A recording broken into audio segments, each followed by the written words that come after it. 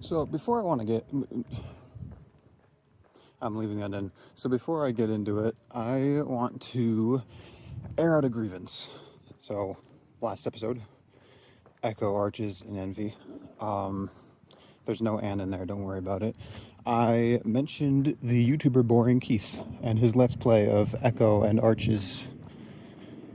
And this legitimately is not like a diss against him. I respect the guy, he's cool.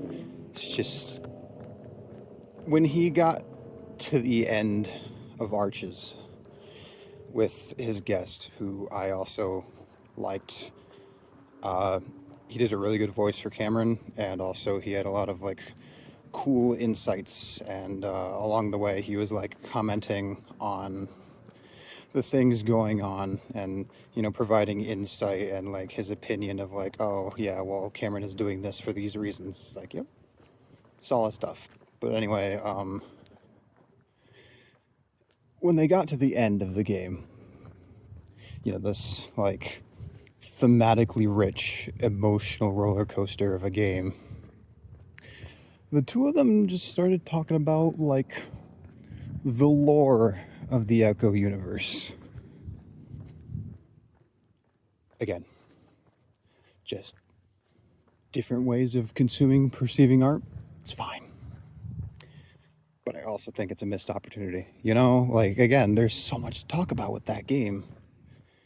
And they were throughout, and that's good. But I don't know, just like some wrapping up thoughts of like, even just what they thought of like the game and the quality, I guess. I don't know.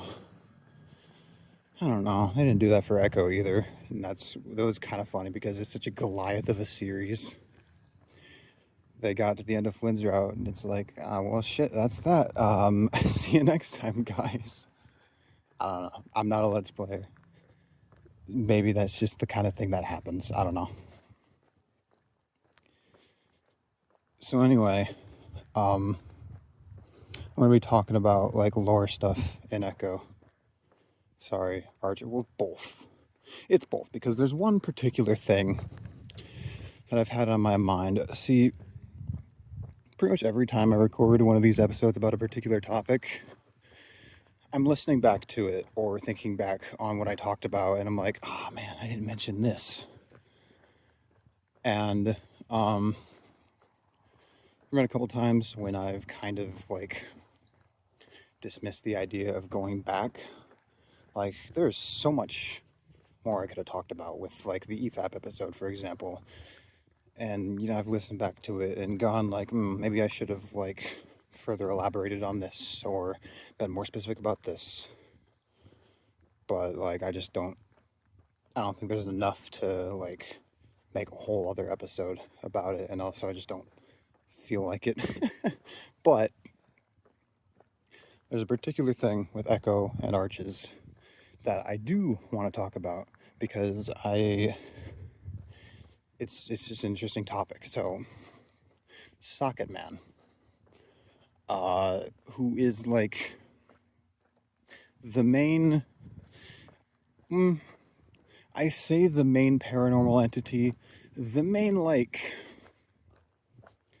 I guess you could say tangible paranormal entity, because really the main paranormal entity in that game is Sam, or Sam's ghost, or whatever, because he's present for the entire game. He's like the POV character, technically, and he's responsible for a lot of the things that happen in Echo. He's not really involved in Arches unless you want to really read into the like narration, I guess.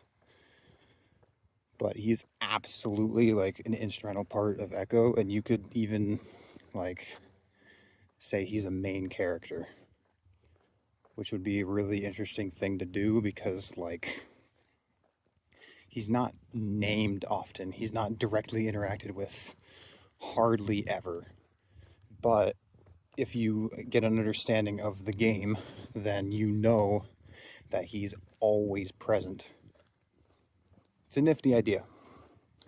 Anyway, the like second paranormal entity in Echo that's worth highlighting is Socket Man.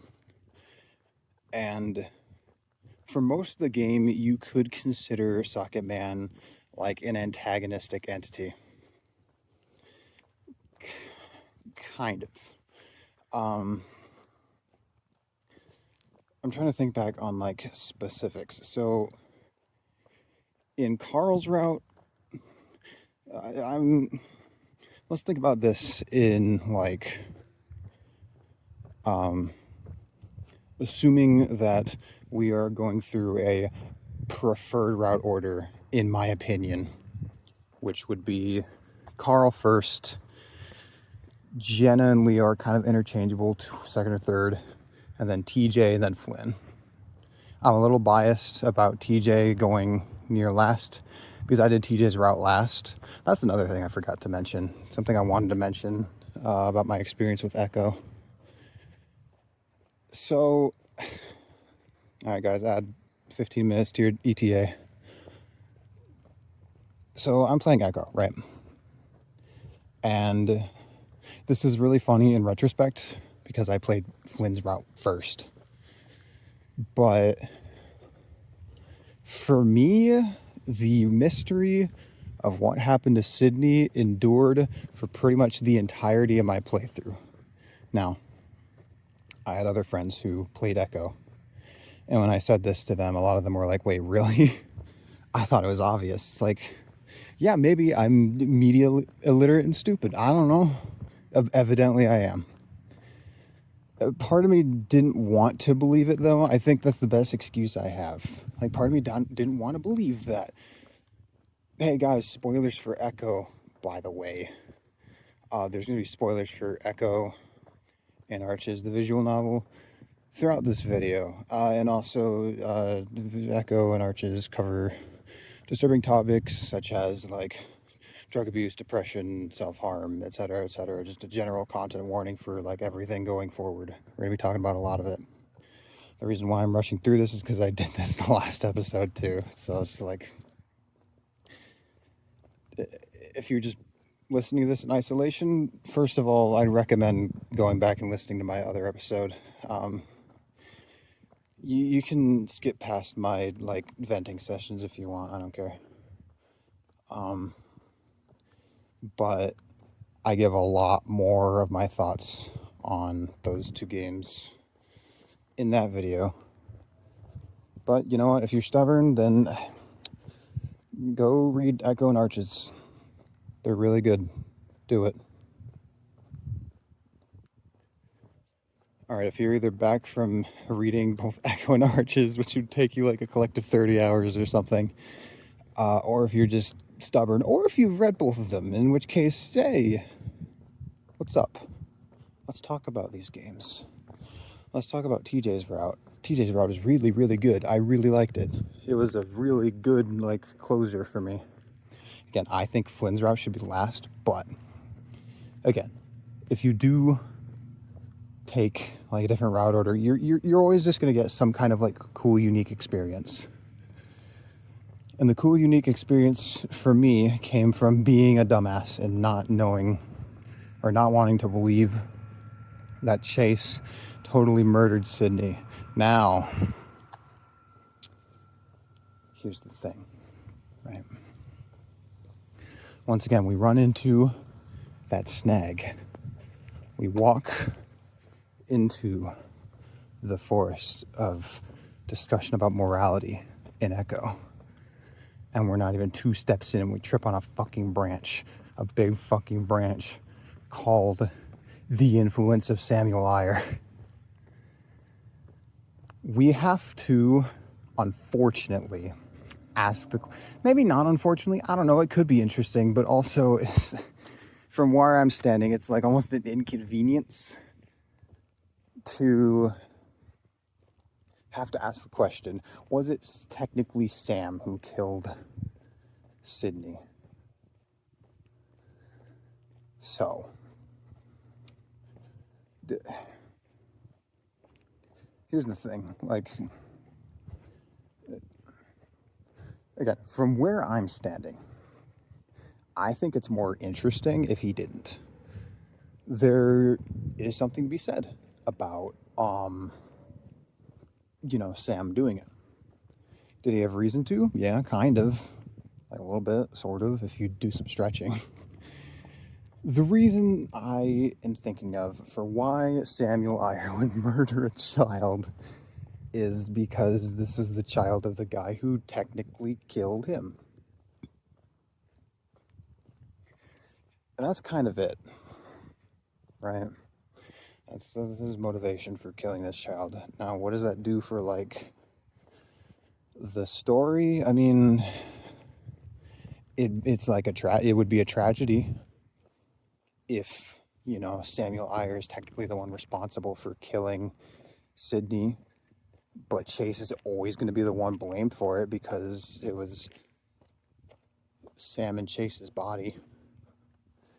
That's fucked up and unfortunate. That's going to be the case for a lot of the things that happen in Echo, really.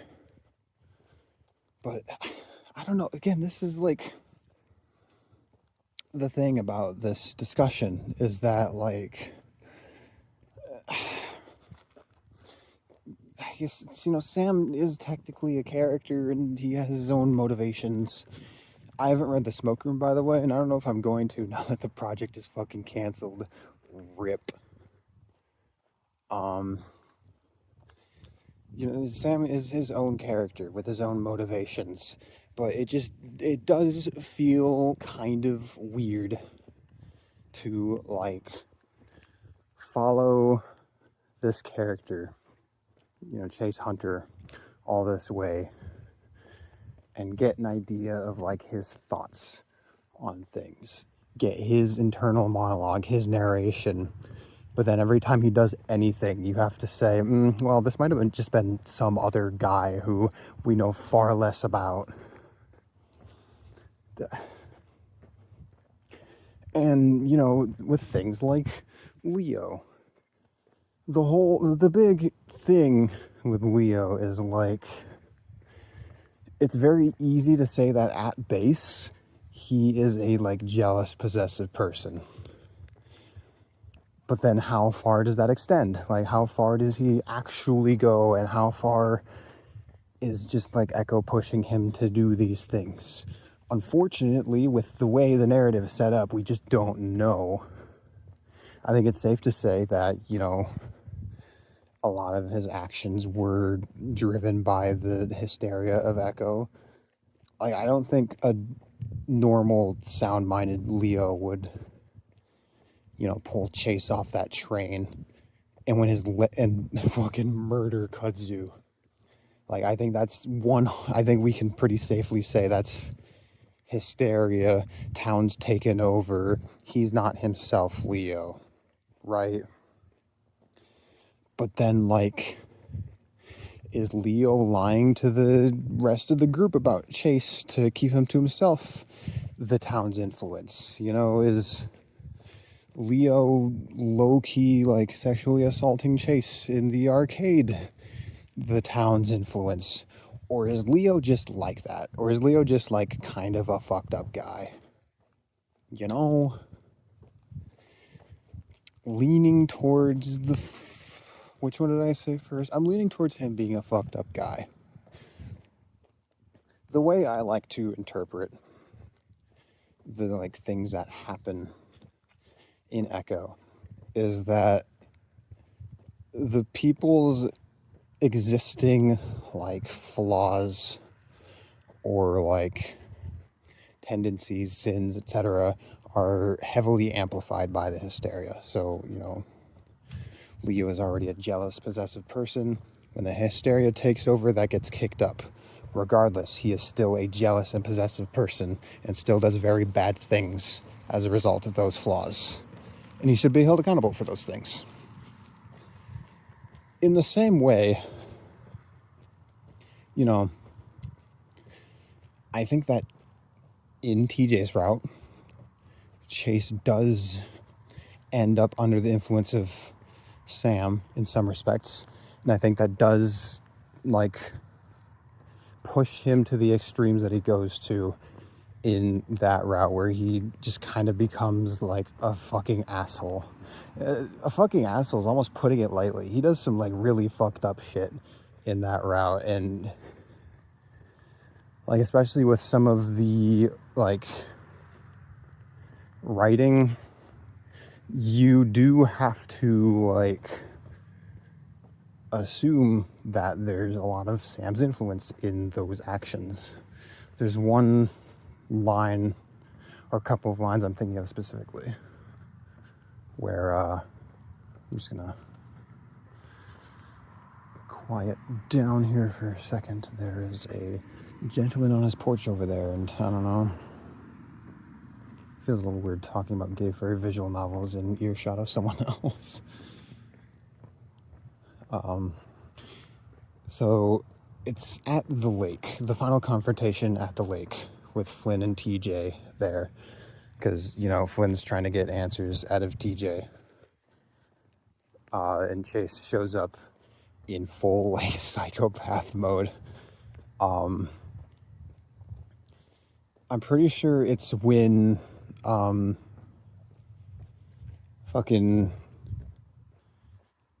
Chase has that final illustration that he got out of that final piece of the treasure hunt in his pocket. And he confronts Flynn. He's saying to Flynn, like, you're fucking messing with us. You're the one who planted these notes. You're the one who put us on this scavenger hunt just to, like, fuck with us. Which, you know, doesn't actually make any sense. But a part of you can say, like, well, maybe he's just, like, hardcore coping. Maybe he's coping and seething. But then when Flynn looks at the note and is rightly horrified and says, like, what the fuck is this? And shows Chase the note, he seems, like, confused and kind of out of place. Like, the prose or the narration makes a point to say, like, he seems lost. Like, he's kind of like, how did I get here? I'm about to get sprayed.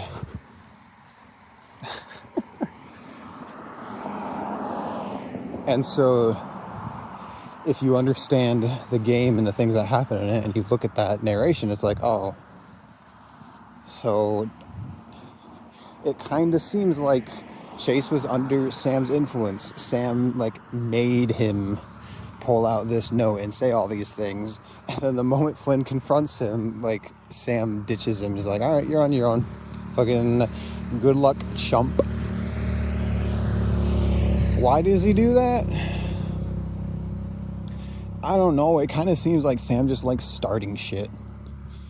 You know, you get the impression from the things that are definitely Sam talking, like the thing that Sam says to Chase, and we know are him just because of context and, like, the font that's used and all that.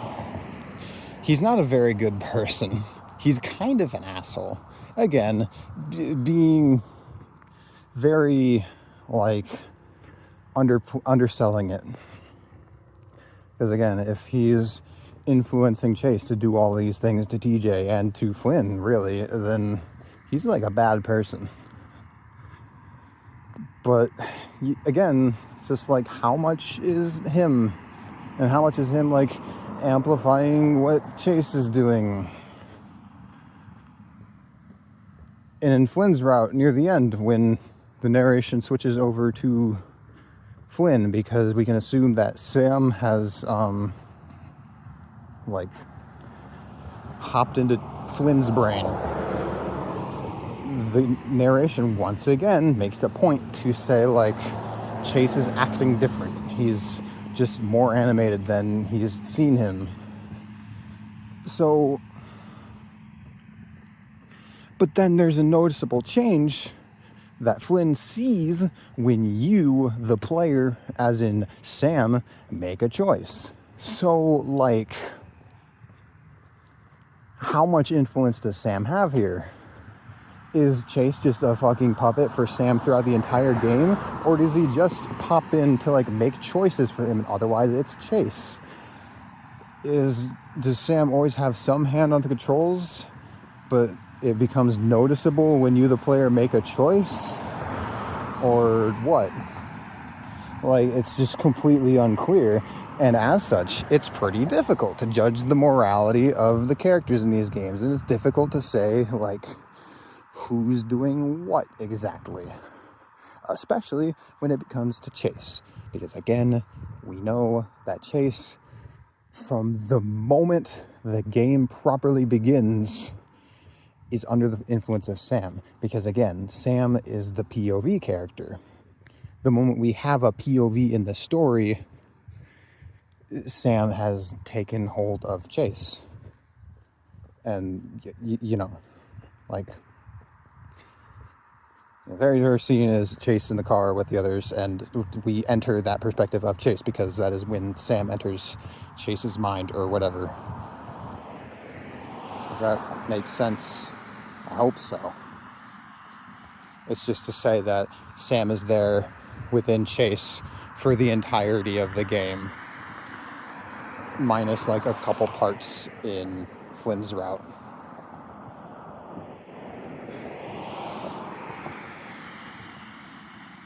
Where was I even, like... Right, this all started because I was like, well, did Sam or did Chase kill Sydney? Because then you have the question of, well, was Sam possessing Sydney? It kind of seems like it, because there, are these moments where, again, Sydney's doing fucked up shit, and I'm pretty sure there's a couple lines that are like, and Sydney just didn't seem like himself, like there was something else behind his eyes, and it's like, oh, is that Sam? Or is that just, a traumatized kid lashing out because, mind you, I'm not a psychologist, and I'm no expert on, like, child psychology, but I don't know, it might mess up a kid. If he watches his father blast his brains out. Would that lead to violent outbursts necessarily? I just don't know. Maybe. But is that, a result of mental illness, or is it Samuel Iyer? That is the entire question of Echo, isn't it? Because I think it's safe to say that Chase might have some mental illness. That is me projecting a little bit because I relate to Chase in a lot of ways. But it could also just be Sam. But then, you could say that Sam's influence on Chase is like an allegory for mental illness in itself. Because I've talked about, I think I've talked about it. Maybe. I've definitely talked with friends about the fact that depression can feel like you have multiple, like, voices in your head. One in particular that you, like, separate from what you perceive to be you. And so, like, Echo is capturing what it's like to be mentally ill because there is this other thing in Chase influencing his thoughts and generally being like a fucking dick and driving him to do pretty bad things, self-destructive things, putting him down and calling him like worthless and a loser and a coward. Those are things that depression does. There's also things that Samuel Iyer, the very real entity in the game, does. So, yeah. Could be just Sydney's mental illness, could be Sam. We just don't fucking know.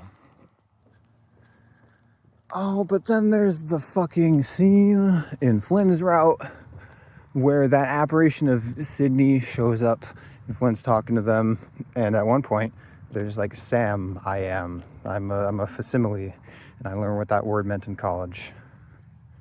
What does it mean? It basically means like,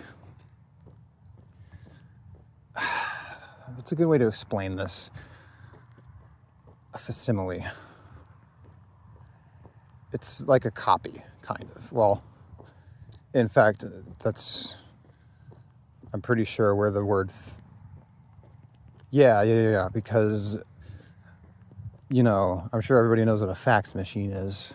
Fax is a shortened version of facsimile. I know this because of my job. And the idea behind a fax machine, or a facsimile machine, I guess. I don't know if anybody even ever calls it that, but when you send a fax, you are sending a facsimile.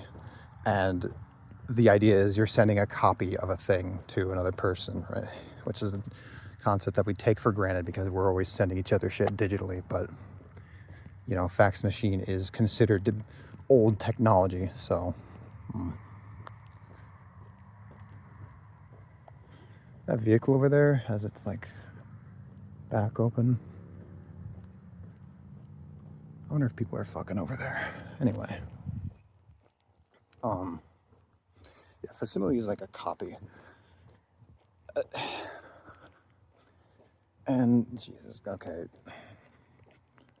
So, Sam saying he is a facsimile of the old Sam is basically a way of saying it's not really actually Sam's ghost. You could see it as like the town of Echo kind of manifesting a version of Sam. So it's kind of him, but kind of not because Echo's influence is in there. And that fucking further calls into question the motivations of anybody. Because we don't know what the motivations of the town of Echo are. If I, you know, were writing this story, I wouldn't have it have motivations because it's a town.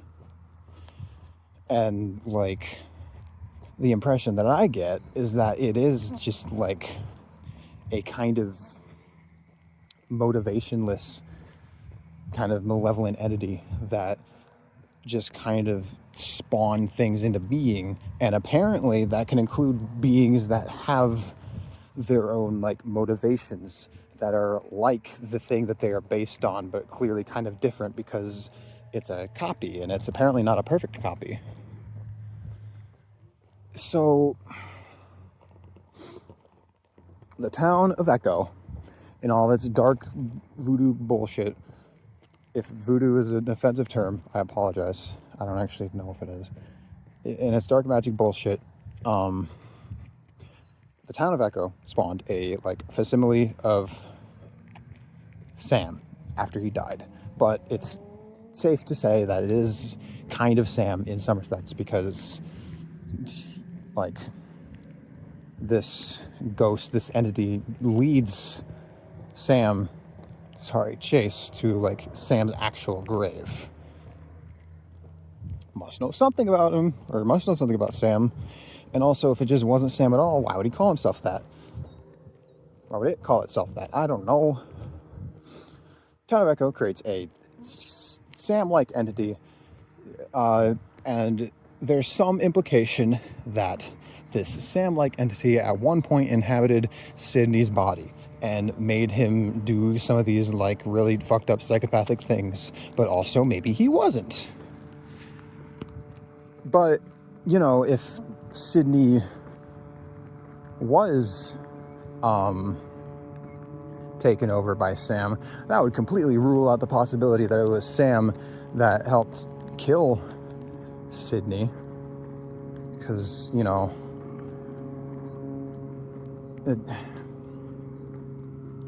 but then we don't know if Sam, the copy of Sam, was in Sydney. So maybe he just, like, hopped into Chase to kill this kid for, I don't know, reasons.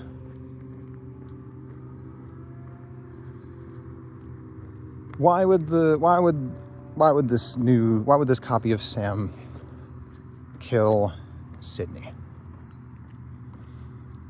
Is it just because, like, the part of this Sam copy that is Echo just, like, wants bad things to happen? You know, there is this line, I think, about someone says something like, you know, the town likes having its secrets. And, you know, you can kind of see that because the town of Echo as like an entity pulling strings kind of aimlessly. What it seems to want to do is perpetuate these cycles of like violence and misery. And that is made most clear in the hysteria. It's pointed out multiple times that there was a breakout of hysteria like back in the past, but then like the parents, or I'm trying to remember the timeline, because there's most definitely the hysteria like back in the town's founding around the time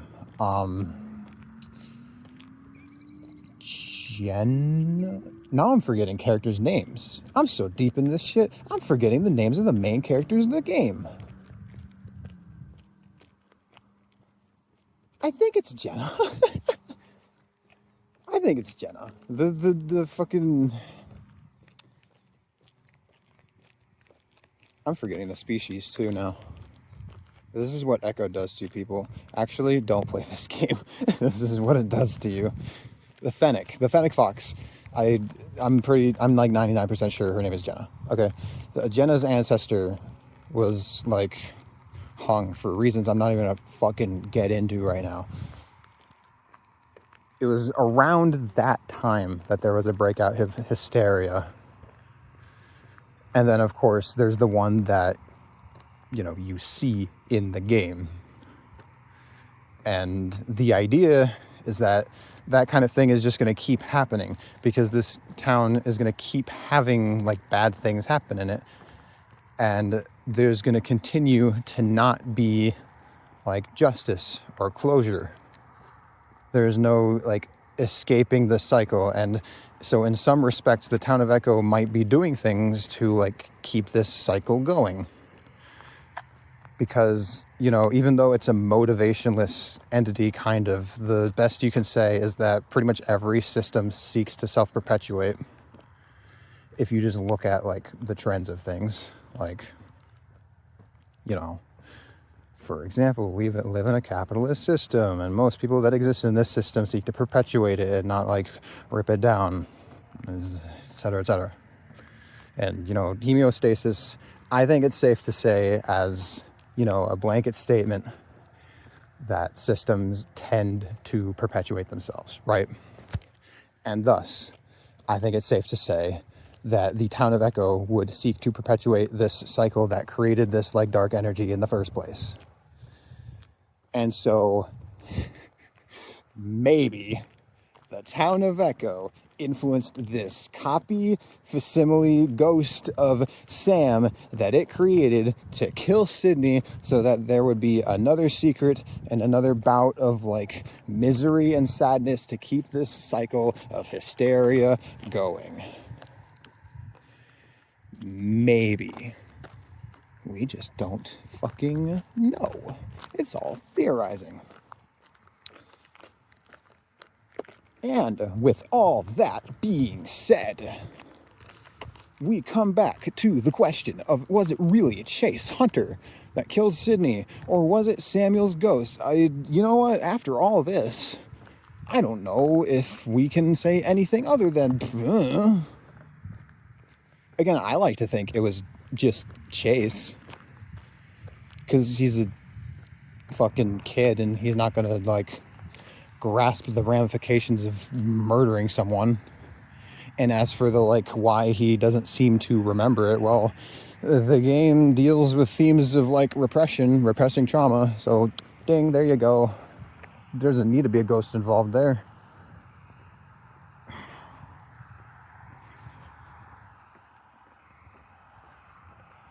And then where the fuck was I going with that? I was talking about TJ's route. I'm pretty sure.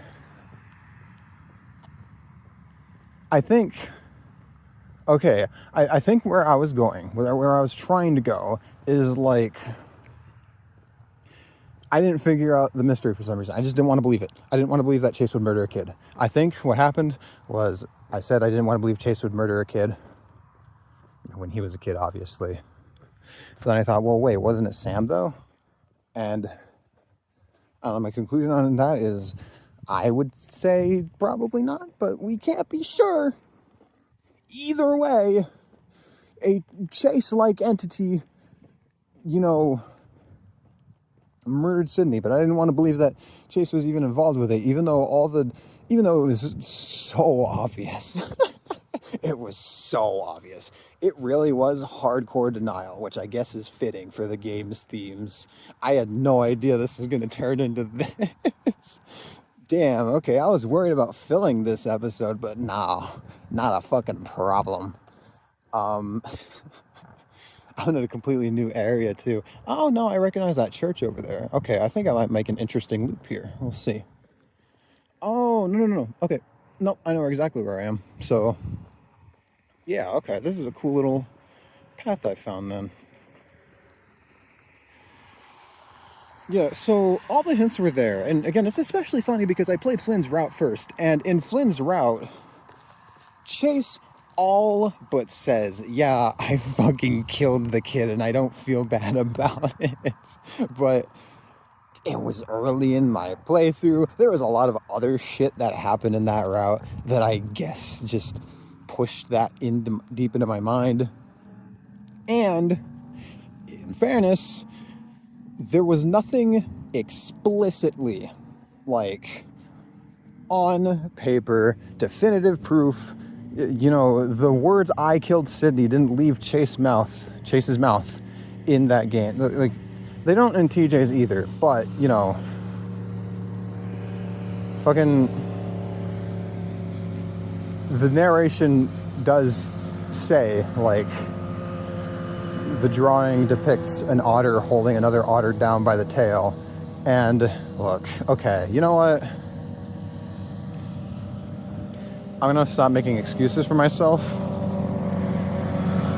I probably should have read the fucking signs.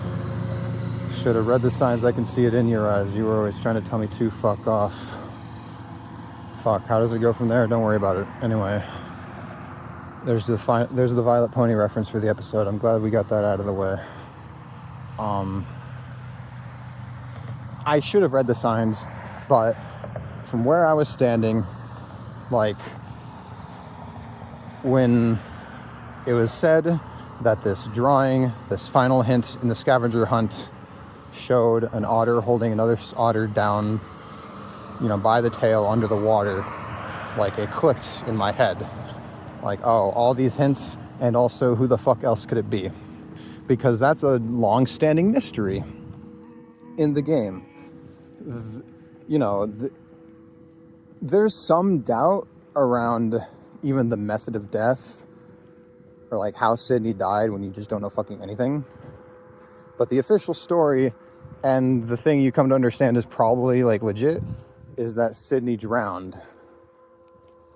And the question ever present in the game, so much so that even the characters ask it, is how the fuck did an otter drown? The game hammers in your head that otters are naturally good swimmers. Even Chase, who isn't good at anything, is naturally like way better at swimming than the other characters. Again, they beat this into your head. It is stated multiple times, like, damn, Chase, you're a good swimmer because you're an otter. And otters are good swimmers. And I guess if you're me, and you're apparently not thinking about things enough, you just go, yeah, interesting. You don't see the obvious thing of like, how did Sydney drown? Well, there is another otter in the group. Like, it stares you in the face, and then suddenly it's obvious, like, oh, right, of fucking course. Who else in the group would be able to drown Sydney? Nobody else is going to be able to hold their breath as long.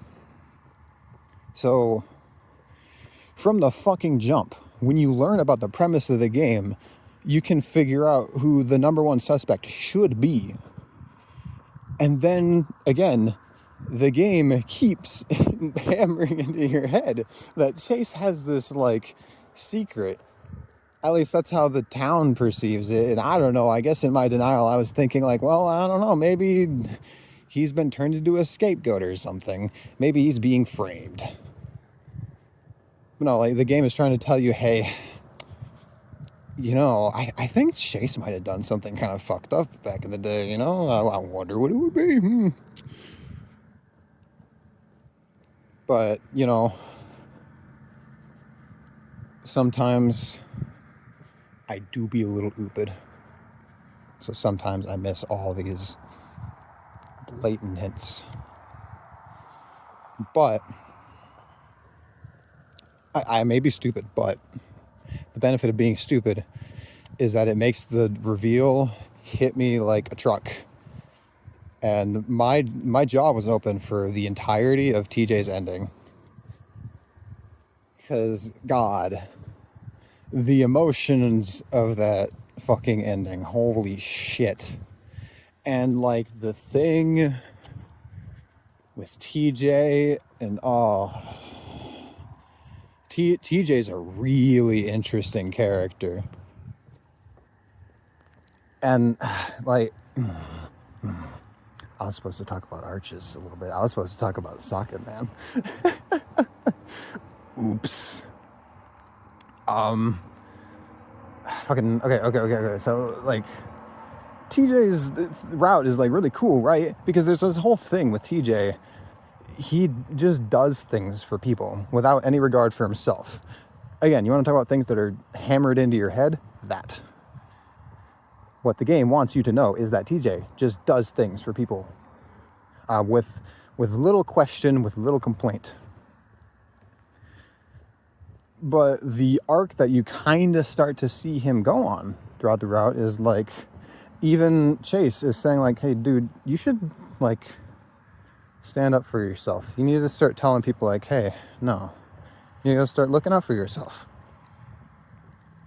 And it kind of seems like he might be starting to do that.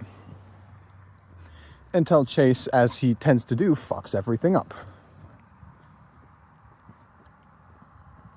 And Chase fucking murders Flynn. Which, again, that was another, like, that's a moment that really sticks out in my mind from that playthrough. I mean, partially because it was, like, one of the last scenes I experienced in that game. But also, like, that's rough, to put it lightly. God, and the music that plays during that scene, and just the, like, betrayal of it. The fact that the narration points out, like, that Flynn is coming to the realization as he's drowning. It's fucked. That entire ending is so fucked. There is no good ending to that route. That is the only ending. It fucking sucks. It sucks in every, like, conceivable regard. At least with Jenna's route, like the bad route where she, like, levels the town. You could look on the bright side of, like, oh, well, that probably broke the cycle because the town doesn't exist anymore. You know, we probably shouldn't have murdered all those people, but, silver linings. There is no silver lining with this route. Flynn, who, is a jackass dickhole, he doesn't deserve to die. Hot take, I don't think Flynn deserved to die. I don't think the game thinks so either. It is definitely a tragedy in the game's eyes that, Chase murdered Flynn. And yeah, that fucking sucks.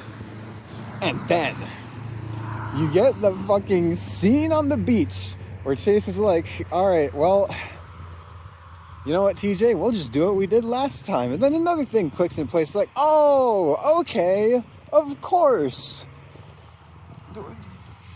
TJ saw what happened that day. He did.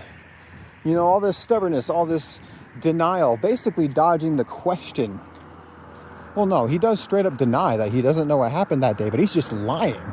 And he's lying to cover Chase's ass. Because TJ doesn't do things for himself. He will just do as he's told. And so what Chase probably told him to do was to shut the fuck up about it. And so he did. And now he's doing it again, completely reverting the arc that he was kind of going on. And the cycle continues. That's the bitch of it all. There's another secret for Echo to have. There's no closure for anybody. There's no breaking of the cycle. It's just going to keep going. I'm pretty sure it even says in the epilogue there was another mass hysteria, because of course there would be. Because none of the characters did anything to, like, circumvent the one that was inevitably going to happen. And if anything, Chase murdering Flynn and ensuring the secret of Echo is kept probably, like, supercharged the malicious energy in the town, you know?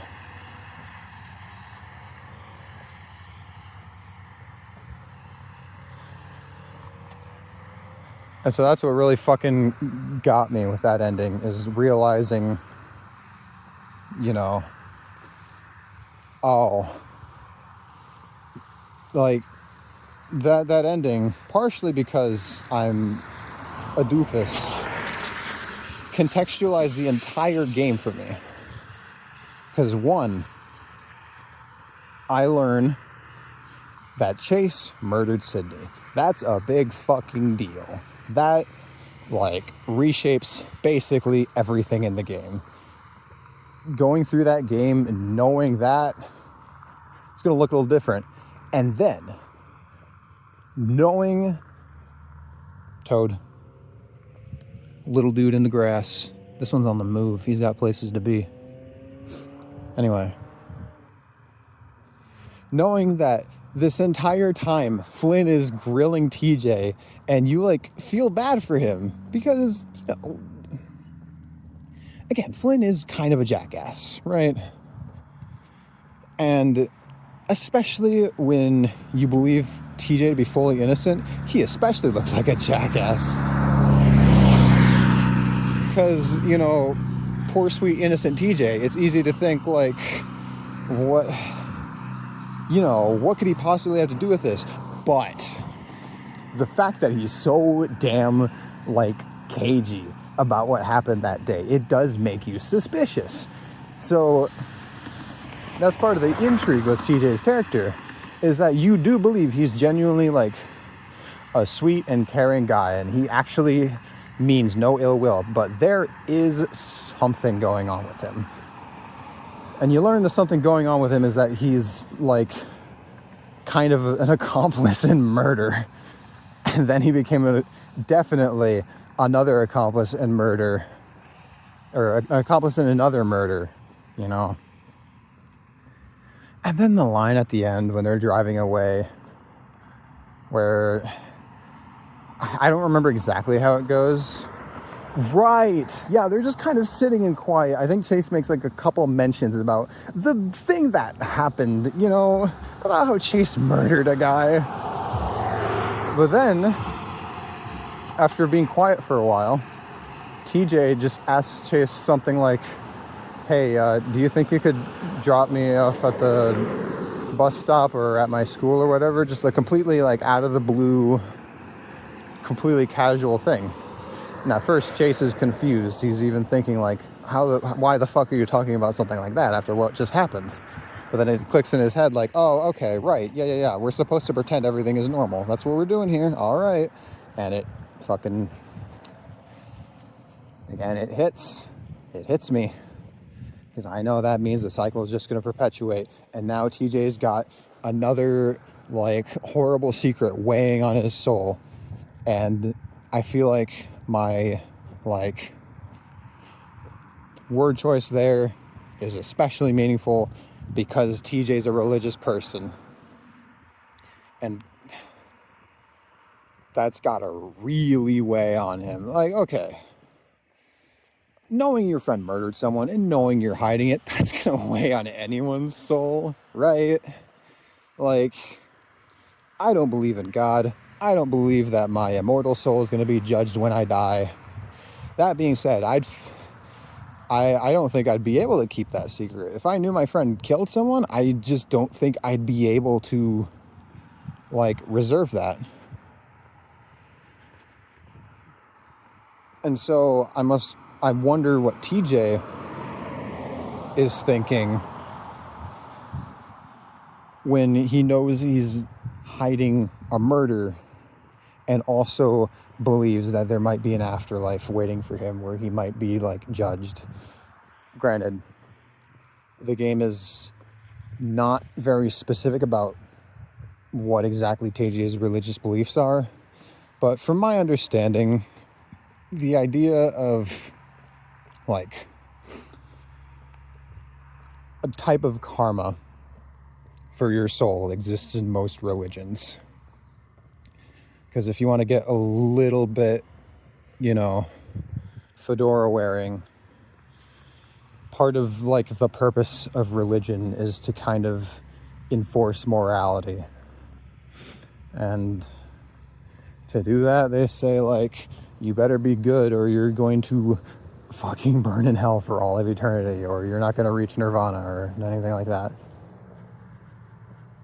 So yeah, safe to say that as TJ is hiding this secret of the murder, this whole time he's probably thinking like, I'm going to hell for this. But again, you just learn that that's his character, is he does these things for other people regardless of how it affects him. I doubt he's happy about, hiding Sydney's murder. And oh my god. In fact, like, if anybody was going to be happy about Sydney's death, it would be TJ. Because, you see throughout the game that TJ was constantly the, like, subject of Sydney's torment. But at one point, I don't remember what route, it might have been Flynn's. TJ just kind of out of the blue says he didn't deserve it. And another character, maybe Chase, asks him like, what do you mean?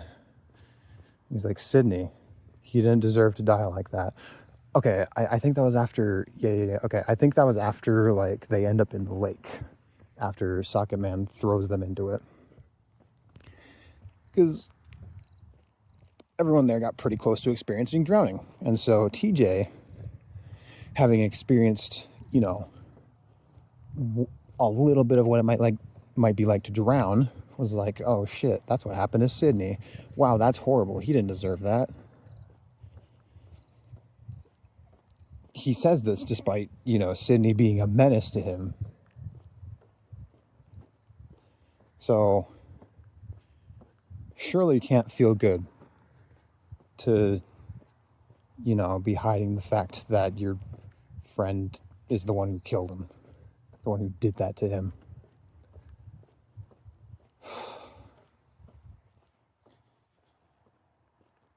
I'm going to give my throat a rest.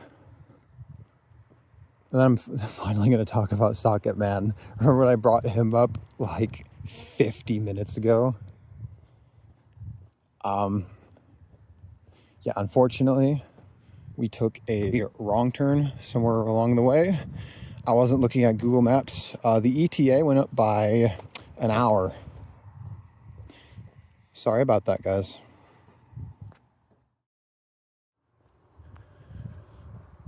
TLDL for that last section. I like TJ's route a lot. And I think I only got to talking about TJ's route and then all that other fucking bullshit because I was trying to say that I don't think Socket Man is really mentioned in TJ's route.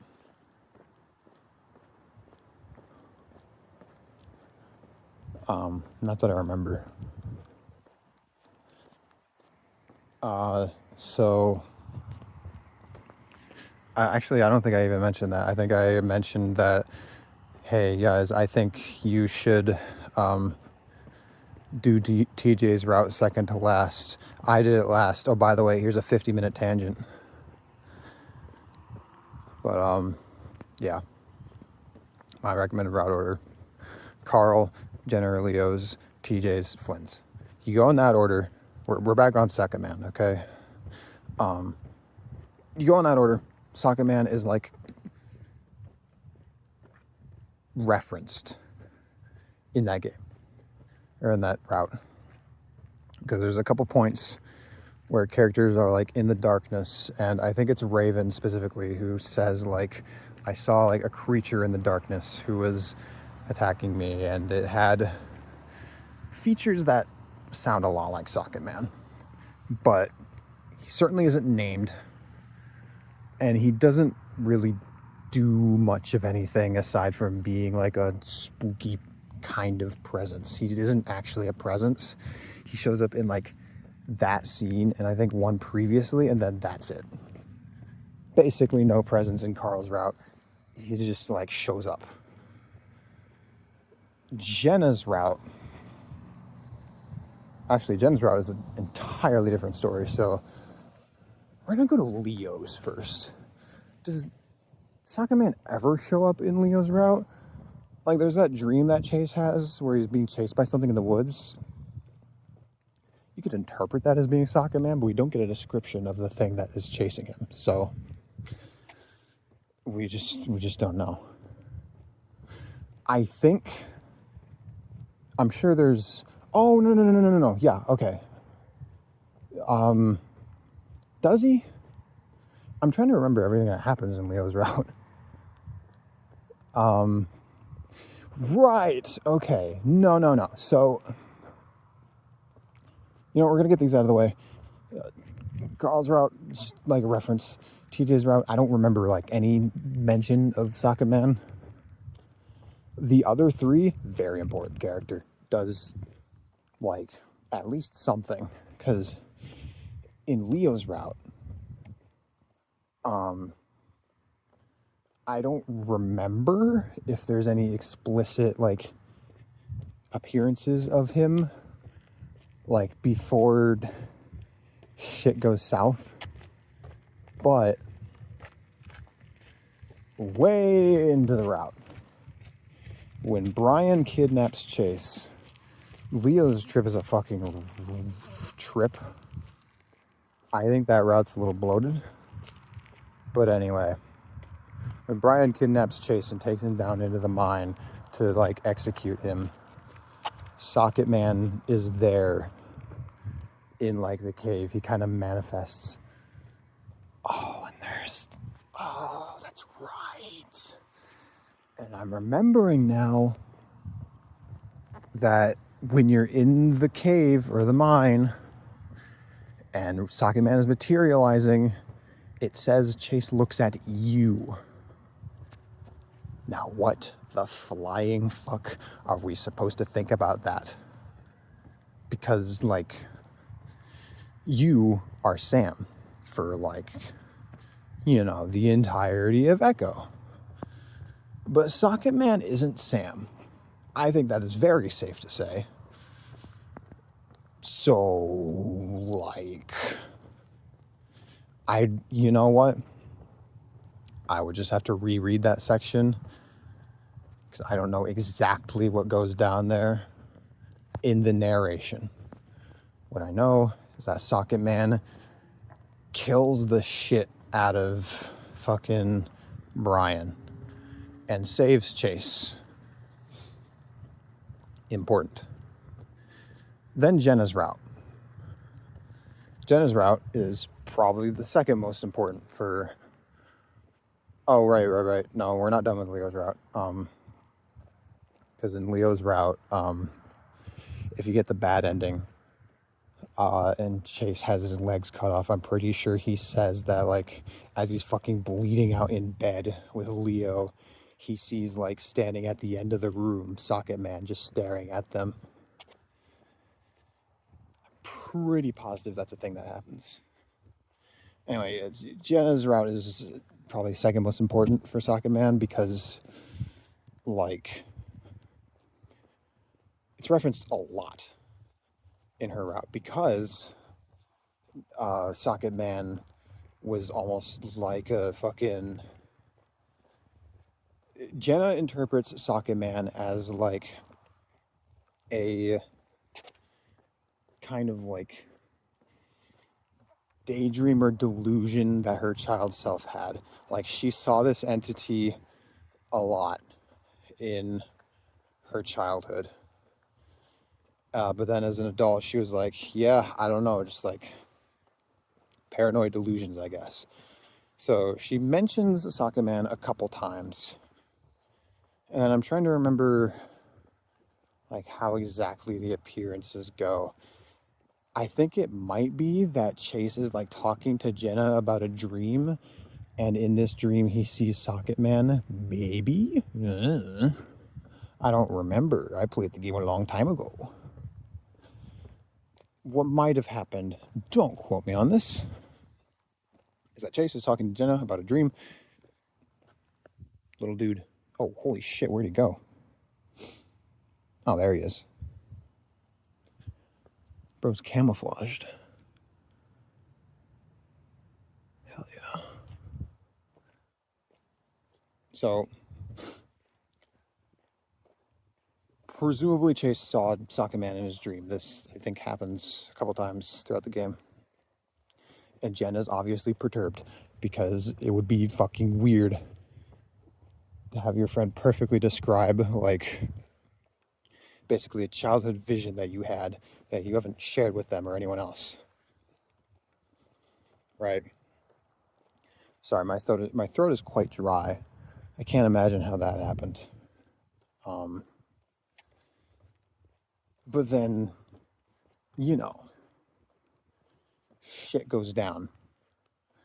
And the, like, big appearance of Socket Man, by far the most memorable appearance of Socket Man until, like, the end of Flynn's route, probably, is on the road when they're trying to escape Echo.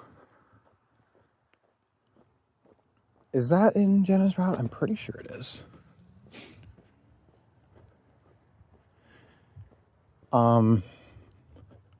Because I know in Jenna's route they end up driving to, you know, the dam, and I can't remember where that driving scene would fit in. That might happen in Leo's route. Wait, okay, hold on. Side characters, because I'm pretty sure the side character is with the group both times this happens. Right, and in Jenna's route, there's actually another appearance of Socket Man that I kind of forgot. I don't think the, like, driving in loops thing happens in Jenna's route, actually. I think that might happen in Leo's. And where exactly does that fit in? I don't know, because, again, a lot of shit happens in Leo's route. There's just a lot.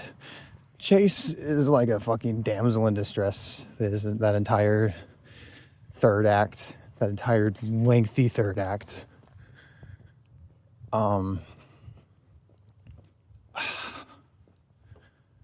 Was Kudzu in the car with them? Or maybe Kudzu wasn't in the car with them, but he was hiding out in his trailer, and what might have happened is, like, you know, they get thrown into the lake and they limp out and they're like, let's go to Leo's fucking place. I don't remember which route it happens in. I know it happens in Flynn's. I know 1,000,000% that happens in Flynn's. It happens in one other route, but I'm not remembering which one.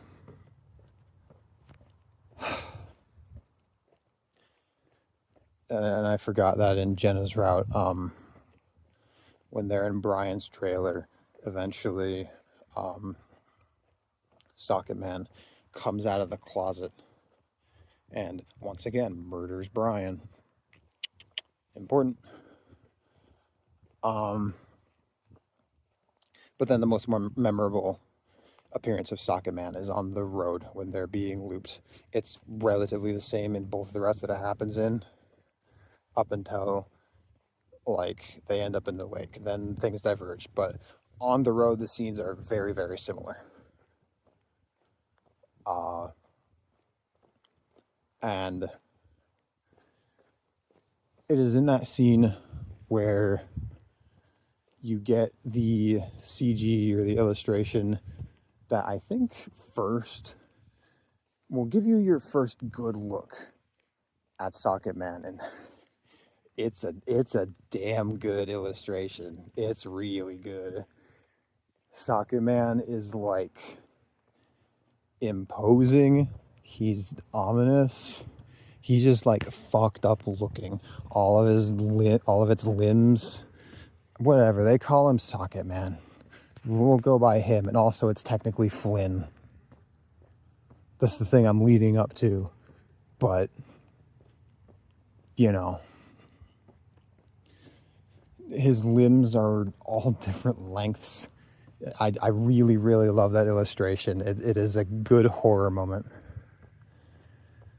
And so what happens in that scene is that it appears that Socket Man is pursuing our heroes. And it kind of seems like he's trying to kill them. And that's what you assume is happening, because when you/they first see Socket Man on the road, he's standing over Duke's corpse. It's pretty evident that he murdered Duke. And so you just get the impression of like, oh, this is a hostile entity. It's trying to kill us. Further enforced by the fact that it's like, you know, chasing the car at impossible speeds and smashing open the back window and stuff like that. And then the final thing that happens, which again I think is really cool, is that Chase sees it up on a hill, and then in the blink of an eye, it's right next to the car, and it slams into the car, sends it flying, and it lands in the lake, which is like not even fucking close to where they were driving. Before we go on, I want to start a Socket Man appreciation thread. I think Socket Man is like pretty much almost everything that I want in like a horror entity. And to explain why that is, I want to talk about Stranger Things. 10 minutes, guys. Added to the ETA. So, I don't even fucking remember when Stranger Things season 1 came out, like 20 years ago or something like that.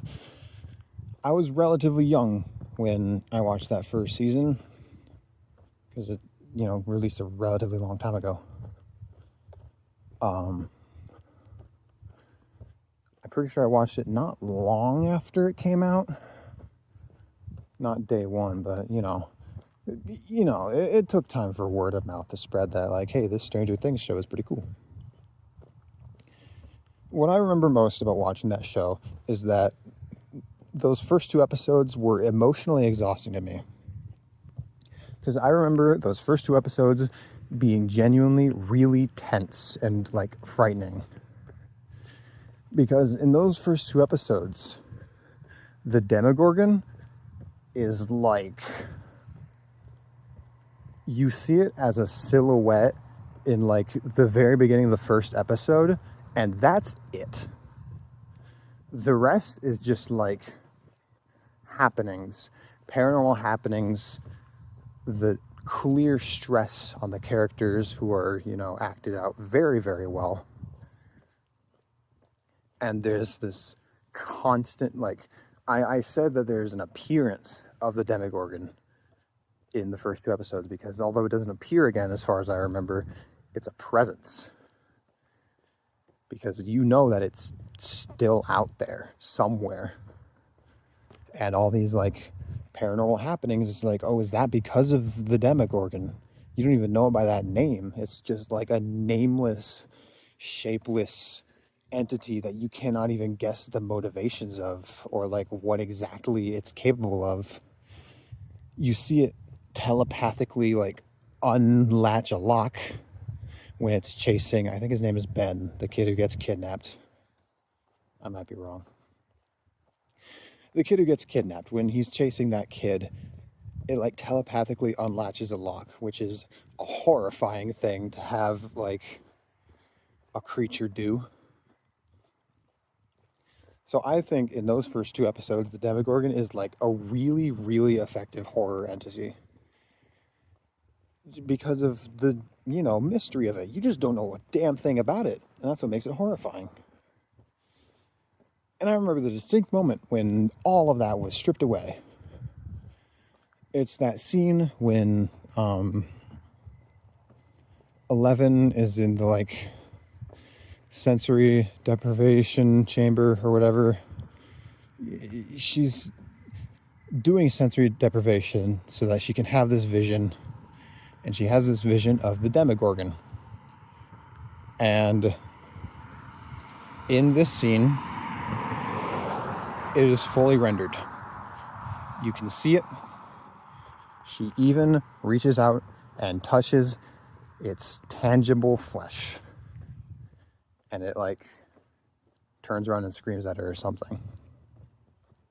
That scene, to me, strips away basically everything that made the Demogorgon like actually terrifying. It's still a presence. It's still like a imposing, valid antagonist, but I wasn't scared of it anymore. And that's because it removed like all of the mystery that was surrounding it. What did it look like? Oh, it looks like that. You know, what are its motivations? It doesn't really have any. It's just a kind of intelligent monster. And just like this whole essence of mystery that it had, this idea that it was like this unknowable entity, kind of out of reach, out of sight, out of even like knowledge, is kind of evaporated when you see one of the main characters touch it. You know, suddenly it's like a tangible thing. Suddenly it's like a fucking, you know, slasher movie villain. And I'm not trying to knock slasher movies or anything like that, but at least to me, I don't find, you know, the typical slasher movie villain all that like viscerally terrifying, because like it's a guy. You could probably, you know, kill him. 11 does kill the Demogorgon, but you know, not for much later, so I don't really count it. To me, much of the mystery surrounding Socket Man is intact until the final scene of Flynn's route. And like, again, ideally, you experience that last. So the mystery of this like entity is ideally intact for 99% of the game. And I think that's like ideal. Because the one thing that Socket Man and, well, okay, there's quite a few things that Socket Man and the Demogorgon have in common, but like, you know, one of the things they have in common is that there is a reveal of what it looks like. You know, the lighting in that CG or illustration where Socket Man is shown on the road is like kind of menacing and dark. But you can see it. You know, it's not like hard to see. It's not there in the background. It's the subject of the illustration. So you get to see it and what it's like. And then there's actually another scene too, where it shows up like at the top of the hill. And so you get another look at it. So, you know, that aspect of the mystery of Socket Man is stripped away. But it still feels like a like unknowable, inscrutable entity. And a big part of that is because like it's the way it interacts with the world doesn't make any fucking sense. It just does not operate on like the rules that we know. Because again, it moves impossibly fast. It keeps up with a car going like 90 miles per hour. It goes from a distant hillside to in front of Chase's face before he can blink. And it just kind of seemingly appears in places. Like, how did it end up in Brian's closet? How did it end up in the mine? How did it end up like at the dam? Right, I forgot about that instance. In Jenna's good route, Socket Man shows up at the end, like at the dam. I'm pretty sure it like appears behind Heather. It might have appeared earlier than that too, like in Heather's fucking house. I don't think so, actually. But anyway, actually, that's also important. Put a pin in that. But yeah, it just seemingly appears places without any like, you know, logic as to it being there. It doesn't seem to have to actually like follow a straight path from point A to point B. It can just like appear places, and that's kind of terrifying. It can just be anywhere at any time, and you know, there's like no stopping a thing like that. You can't hide behind a door with an entity like that. I mean, that's part of what made the Demogorgon terrifying, is like you can't just like lock the door and hide away in your room, because it can just telepathically unlock the door, and that's scary. And in the same way, you know, Socket Man is scary because he could just, I don't know, seemingly appear in the room with you. And that remains intact. You know, the Demogorgon's telepathic powers seemingly just kind of go away. I don't think we see it use them again, unless you consider the like light flickering thing it does to be telepathic powers.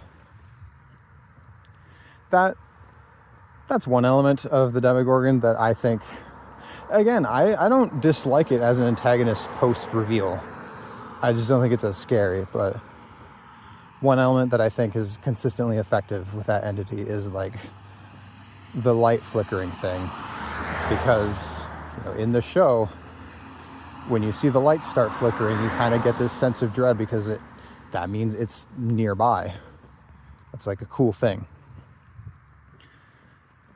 And, you know, another thing of it being like just completely, seemingly disconnected from our understanding of reality, I don't think there's an instance of the characters ever like directly interacting with it. The only character who like touches Socket Man is Brian, and that's when he's getting fucking murdered by it.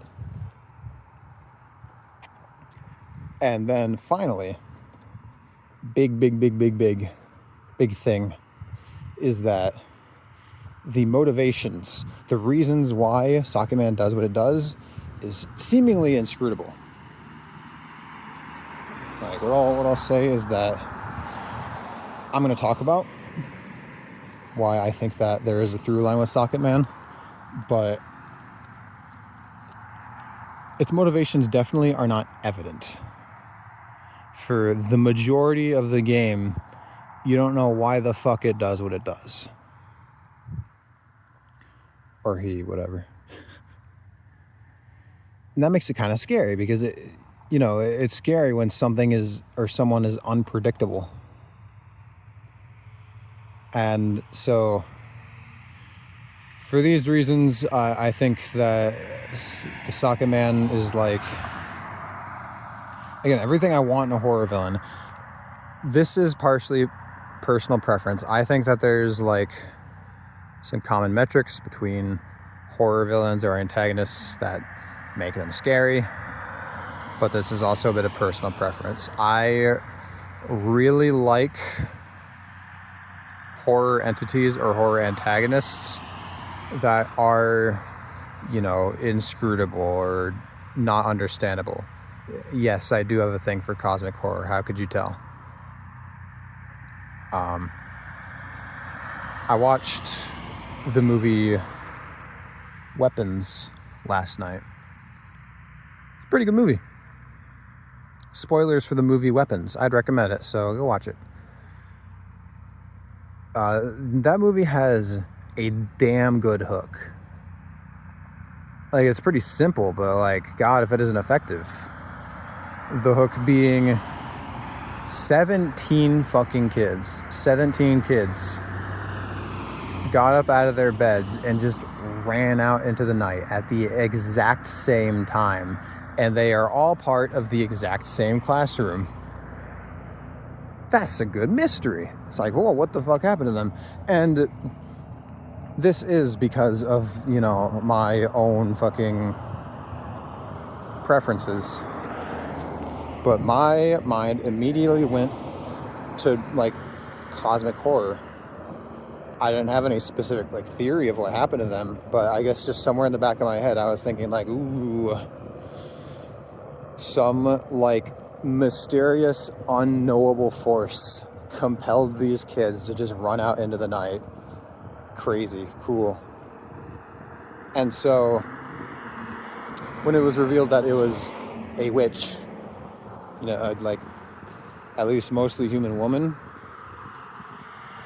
I wasn't, like, sitting there moping about it. I think it works just fine. I think that the villain of that movie is, like, kind of neat, to be honest. I like her. She's an effective villain. I was just a teensy tiny little bit disappointed that it was a human woman. It's similar thing happened with Longlegs. I don't know exactly how that went. Sorry, there was another toad. I got distracted. I just remember being kind of disappointed by the ending or third act of Longlegs. I think it might have been the, like, religious stuff that I didn't like. The fact that they brought just, like, oh, it's the devil. You know, so, oh, okay. I don't know. It's a problem that I think a lot of horror movies have, where the third act is just not as, like, tense and terrifying as the rest of it. Which, at this point, I'm ready to say is, like, fine. That's almost just like an expectation. It's whatever.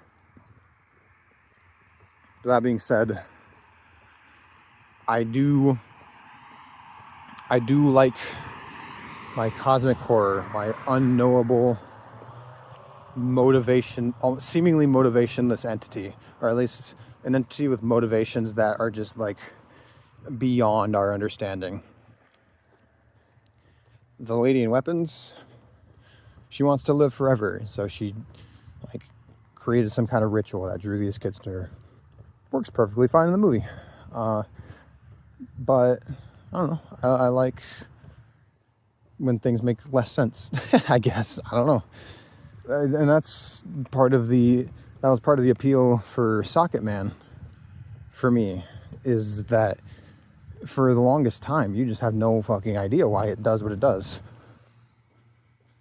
But then you go through Flynn's route. And with Flynn's route, I'm trying to remember, right, no, in Flynn's route, Socket Man is the subject of, like, specific discussion. That's where it gets its name, is from Flynn's route. Because there's a specific scene where they're talking about this entity that all of them are mysteriously seeing. And Daxton goes and points to a socket on the wall and was like, was its face like that? That's another thing. Socket Man is just so unlike anything else that exists in the Echo universe. Because they point out that, like, it doesn't have a muzzle. And, you know, that's not really that strange to us. Because human beings don't have muzzles, usually. But in the Echo universe, with a bunch of furries, a thing not having a muzzle would be, like, bizarre. Especially if it's, you know, operating as, like, a seemingly sapient entity. Right? There are no humans in the Echo universe, seemingly, which is what Socket Man would most resemble. And so they don't have much of a frame of reference to it, with which to, like, judge what the fuck it is. And of course, we're not completely there with them because, again, we're humans who live in a human world. And when you look at Socket Man, it's like, oh, that kind of looks like a human without a nose and eyes. But, you know, the fact that we are putting ourselves in this universe and there's suddenly this thing that doesn't match with this universe, it puts us, it, you know, displaces us at least a little bit.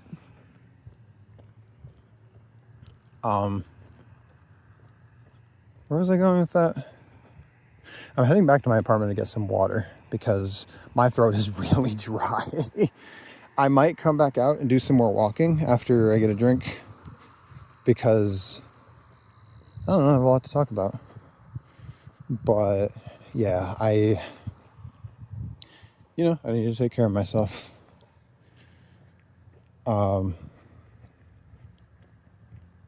Yeah, and I'm not remembering all the scenes that include Socket Man in that route. Daxton for sure has a dream about him.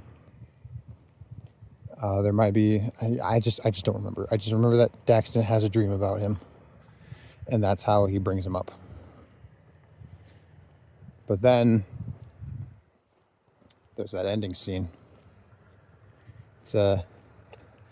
It's a scene that like didn't make any fucking sense to me at the time when I read it, but with, you know, hindsight, it's like, oh, okay, that's like kind of neat and leads to interesting questions.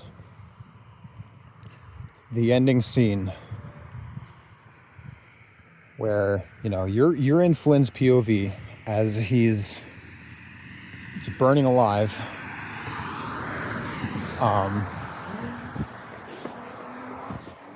He's running across the road.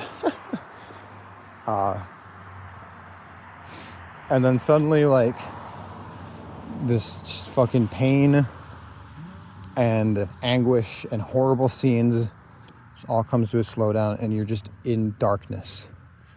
Suddenly you're hearing, I think it's described as like a water heater of some kind, and a little girl crying.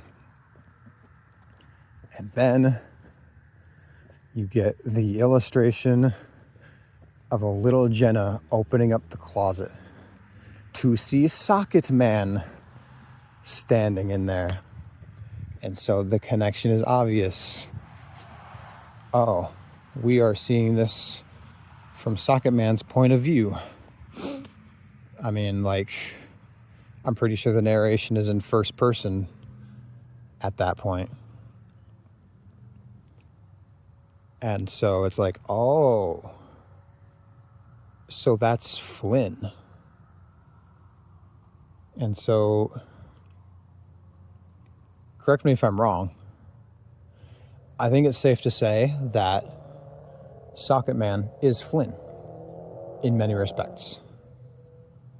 And that especially makes sense, like, when you look at Socket Man and how he's described. He's often described as having, like, kind of burned features.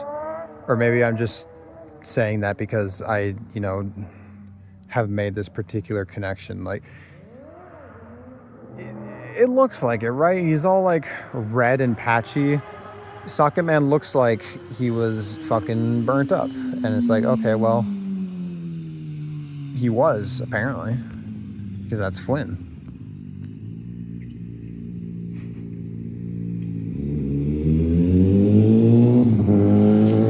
Love it. Keep it up, guys. I'm not trying to do a show here. Don't they know the world revolves around me?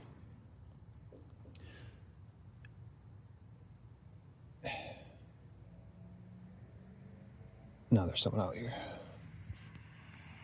Socket Man is Flynn. I'll get back to you on that. So, got to tell you, water never tastes better than it does after a walk. So, Socket Man is Flynn. Like, after his death in, his route, I think that's the theory that makes the most sense, just because of the direct connection between Flynn's POV and suddenly switching to Socket Man's POV. I don't think it was a switch. And then, the obvious question is like, okay, well, then why is he in all the other routes where Flynn is alive? And that's because Socket Man is clearly an entity just separated from time and space as we understand it. Space because he can be anywhere at any time, and time because, as Flynn is being immolated in the mine, he is being thrown to all these different times in Echo's history. So I think he's in all the other routes because, like, he's just not bound to one timeline, basically. And so he exists in all these others as well. That's why he, even exists in that route before his death. Because after that event, he becomes a being that is just completely disconnected from our linear understanding of time. And so he just can be in what could be perceived as, the past before he came to be. That's how I think of it anyway. And so, with that being said, the idea that Socket Man is Flynn, let's talk about one more appearance of this entity in Arches. See, this is one of the benefits you get when you play Echo before Arches.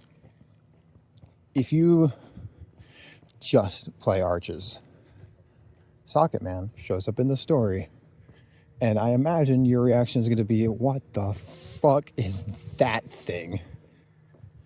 It just kind of shows up, stares at Arturo for a little bit while he is dying, and then just vanishes. And you get nothing else on it. It's never even mentioned again after that, I'm pretty sure. Extremely weird. But then you play Echo. And when Socket Man shows up, I remember going, hey, it's my guy. It was like seeing an old friend, which is kind of a funny thing to say about what I've described to be like a really, really good horror entity. Like, it is a pretty terrifying creature. But then you see him in Arches, it's like, hey, my boy. But, that's just a thing that happens with fiction, right? No monster or entity, no matter how horrifying they are in the story, is going to, remain that way outside of the confines of the story. It's why we have fan fictions of people making out with Slender Man and Jeff the Killer, right? Anyway. So Socket Man shows up in Arches again to show up as Arturo's dying and stare at him for a while before vanishing. But shortly after Socket Man appears, Arturo notices a road not too far from where he is. And I could be remembering wrong, but I'm pretty sure there's a line in there somewhere where he's like, I don't remember being this close to a road. Surely I would have heard it. The implication being that he mysteriously ended up somewhere else after seeing Socket Man. And so the implication I get from that is that Socket Man basically teleported Artie closer to the road so that he was then able to go get help for Dev and, oh my god, Cameron. Dude, Dude, Echo's fucking fried my brain. Crazy. And it's like, if that is what happened, it's like, wow, that's like a cool thing for him to do. He did it pretty indirectly. You know, why isn't he just outright murdering Brian? That part I can't answer. Actually, I can't answer that, because if he outright murdered Brian, then the rest of Arches wouldn't happen. That's why. There you go. Anyway, so, you know, that's a good thing for the guy to do, Socket Man to do, which would seem contradictory at first, because, you know, fucking Socket Man is a, like, intimidating entity, and in fairness, he does a lot of, like, scary things.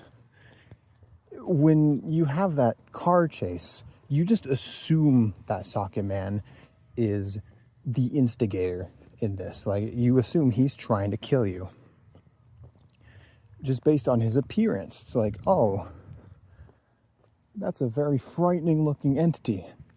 Yikes. I don't want to be near that thing. And I'm pretty sure in the dreams, it's also just like a dark, ominous presence. But then you look at some of the things that it does. For instance, killing Brian in 2 of the routes to rescue characters. He rescues Chase in Leo's route. He rescues, like, everybody in Brian's trailer in Jenna's by, you know, killing Brian. That was a cool thing for him to do. He shows up again in Jenna's route behind Heather, and if I remember correctly, the narration is implying that, like, Socket Man is there just waiting, seeing what is going to happen. What I glean from that is that if, you know, Jenna and Chase were not able to talk Heather down, Socket Man would have stopped her from flooding the town. And then, which again, is a cool thing to do. And so, even with that said, though, that leaves us with a couple, like, loose threads. We'll start with the one that, you know, is just right there. So, if Socket Man was getting ready to stop Heather from destroying the town, then why didn't he stop Jenna from destroying the town? Well, all of this starts to make sense when you look at this from the perspective of Flynn. Flynn, as we know, is an asshole. But what you see in a lot of the routes is that ultimately he does want the best for everyone. And when worse comes to worse, he's going to, you know, he's going to stick his neck out for people. Like, he saves Chase in Leo's route. He gets him from the mine. I'm pretty sure, yeah, he was, like, chasing TJ down in Jenna's route, but only to, like, you know, make sure he didn't get fucking killed by some random townie. He's absolutely a dick. He's absolutely, like, unnecessarily antagonistic towards TJ from, like, basically everybody's perspective. With the information that he has, he is kind of unnecessarily antagonistic. Obviously, you know, from our point of view with retrospect, it makes sense, but that's only because we know that he knows about Sydney. Flynn is a complicated character, right? But ultimately, he isn't, like, a terrible person. He wants the best, ultimately. He just often has, like, really bad ways of going about that, and sometimes he is a little selfish and, like, gets in his own head about things. Is that an air horn?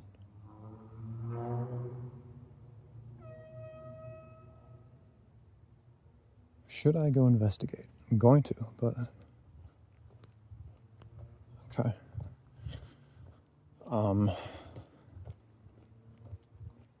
Where the fuck was I? Right.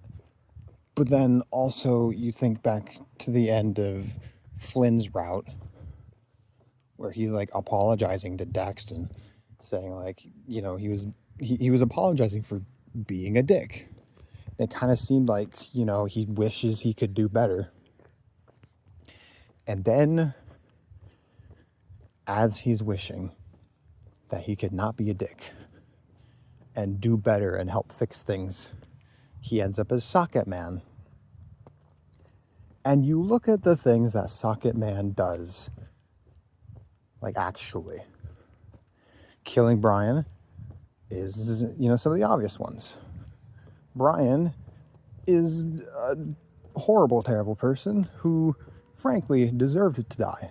And he does. He kills Brian to save some of the characters. That's a good thing. That's like justice being served. Stopping Heather from, you know, destroying the town if he has to. That's a good thing. A lot of people would die if Heather did what she did. Well, then, you know, why doesn't he stop Jenna? My theory is that it's because it's Jenna, and Flynn cares about Jenna. And again, think back, Socket Man was a frequent presence in Jenna's life for a lot of her childhood. So there's even more of an attachment there than, like, the one we know between Flynn and Jenna. And so I kind of doubt that Socket Man would want to kill Jenna, even if it meant, like, saving a bunch of people's lives. Maybe that's kind of a loose thing, but I don't know, it's something.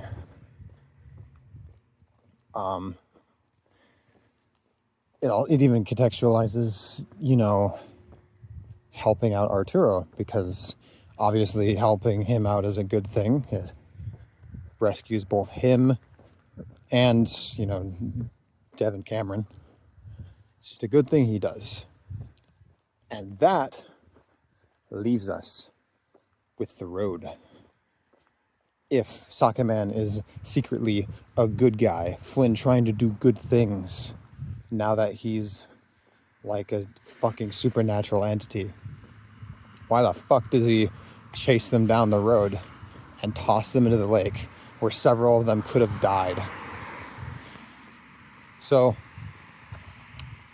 I'm not going to be giving Flynn a ton of points for execution. I think that given his goals, tossing everybody into the lake was maybe not a good idea, because they could have died. Might want to work on that, buddy. But at least in Flynn's route, this thing happens where several of the characters are getting out of the lake, and it might be Carl who points out, like, oh shit, like, this is where it happened. And they realize that where they've come up on the shore of the lake is the spot where Sydney drowned.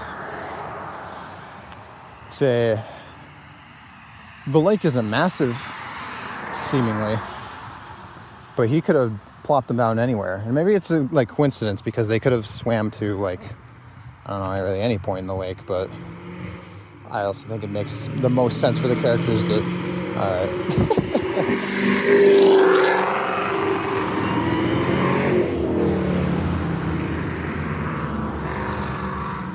Yeah, so there's this cool thing that I have where I live next to a road where douchebags like that decide they want to, drive down while absolutely just fucking unloading their engines or whatever that you would call that. I'm not a car person. I don't know what's actually happening there, but I can only imagine they're intentionally being fucking obnoxious. This is a regular occurrence. I hate it. Anyway, I would assume that the characters would be smart enough to swim to the nearest shore, and that nearest shore happens to be where Sydney drowned. I kind of don't think that's a coincidence, because, here's the thing, right? Why does Socket Man, A, kill Duke, B, chase down the characters as they're trying to escape? They're trying to escape Echo. Wouldn't allowing that be a good thing, because it would save them? And, Duke was just trying to escape Echo. Here's the thing. This gets down to the root of, kind of the point of Echo. Echo is about cycles. It's about getting stuck in a loop.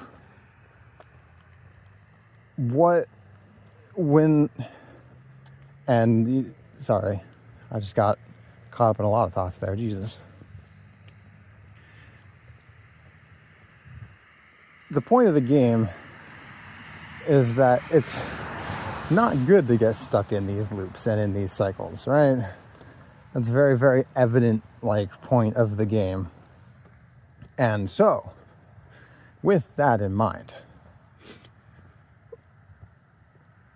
the characters in the story leaving Echo, how does that break this cycle that Echo is going through? It doesn't.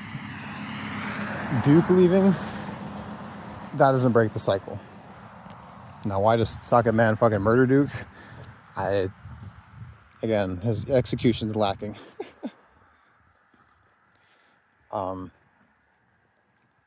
But,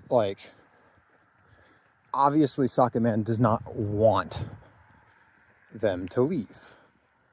At least that's what I get from it.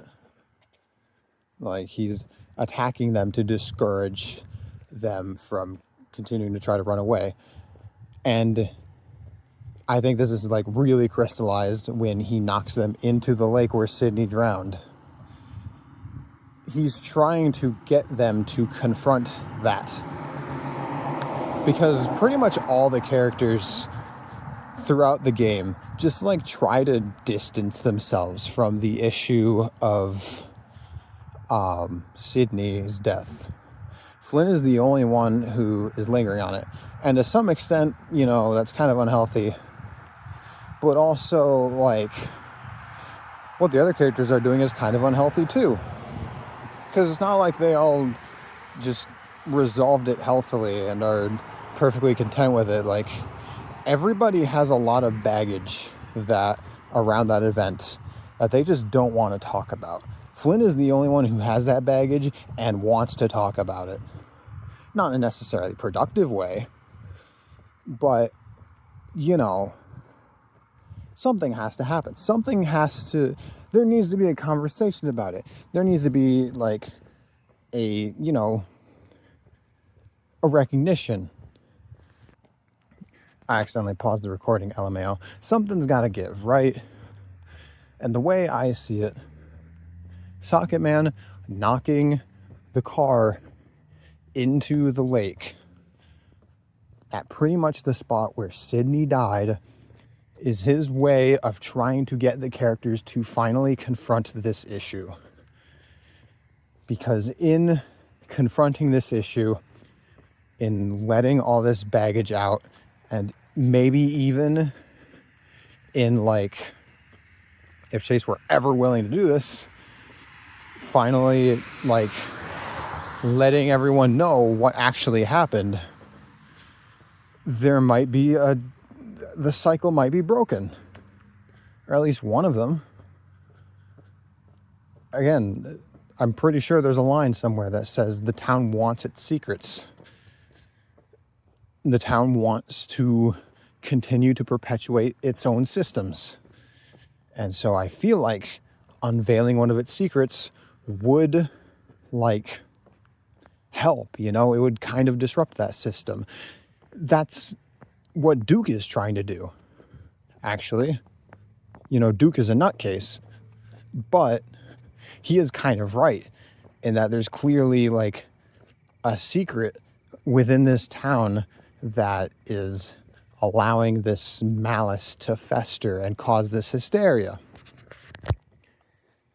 So, you know, if this thing were to be confronted and perhaps have light shed on it, maybe Echo would, like, stop being such a fucking, maybe not be such a horrible place to live. I think it'd still be a horrible place to live, but it wouldn't be, oh, you know, every 100 years everybody turns crazy and kills each other horrible, you know? That might either stop or be, like, alleviated somewhat. And that's what Socket Man's trying to do. He knows that if they just leave the town, nothing is actually solved. It's not actually a good thing. And so he does what he can to, you know, try to get them to actually confront this event, this trauma, and actually, like, bring about a greater change. Again, are the methods in which he goes about that very good? No, not really, but that's the intent that I see in that, is that he's going for a greater good angle here. He recognizes that this is a cycle that needs to stop, and the cycle is not stopped by them just running away from it. So, I don't think Socket Man is actually, like, motivationless. I think that actually he's kind of a good guy. But, you know, you don't know that for most of the game. For most of the game, he's, like, spooky and scary. It looks kind of like a skeleton. That was bad. It's all right.